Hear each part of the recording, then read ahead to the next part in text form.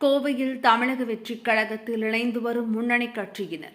கோவை தெற்கு மாவட்ட அமமுக கட்சியின் இலக்கிய அணி மாவட்ட செயலாளர் கருப்புசாமி 50 பேருடன் தமிழக வெற்றிக் கழகத்தில் இணைந்தார்.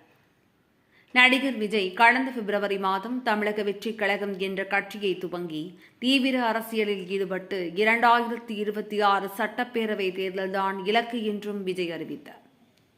அதனைத் தொடர்ந்து தனது கட்சிக்கான கொடியை அறிமுகப்படுத்தினார். இதனைத் தொடர்ந்து தமிழக வெற்றிக் கழகத்தின் தொண்டர்கள் சட்டமன்ற தேர்தலுக்கான பணிகளுக்கான தீவிர பணியில் ஈடுபட்டு வருகின்றனர். தமிழக அரசியலில் நடிகர் விஜயின் அதிரடி முடிவை பல்வேறு கட்சித் தலைவர்கள், முன்னணி நடிகர்கள் வரவேற்றுள்ளனர். அதே நேரத்தில் பல முன்னணி கட்சிகளைச் சேர்ந்த நிர்வாகிகள் தமிழக வெற்றிக் கழகத்தில் இணைந்து வருகின்றனர்.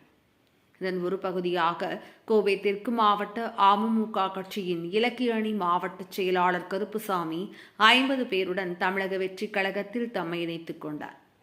சுந்தராபுரம் பகுதியில் நடைபெற்ற இதற்கான நிகழ்ச்சியில் தமிழக வெற்றிக் கழகத்தின் கோவை தெற்கு மாவட்ட தலைவர் விக்னேஷ் அனைவருக்கும் சால்வை அணிவித்து தமது வாழ்த்துக்களை தெரிவித்தார்.